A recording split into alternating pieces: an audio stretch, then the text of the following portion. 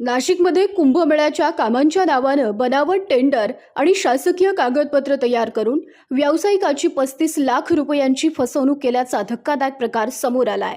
कुंभमेळ्यासाठी रस्त्यांच्या कामाचं 300 कोटी रुपयांचं टेंडर मिळवून देण्याचं आमिष दाखवण्यात आलं। त्यासाठी बनावट शासकीय लेटरहेड, वर्क ऑर्डर, डिजिटल स्वाक्षरी आणि राजमुद्रेचा वापर केल्याचा आरोप आहे। संशयितांनी व्यावसायिकाकडून तब्बल 50 लाख रुपये घेतल्याचं सांगण्यात येत आहे।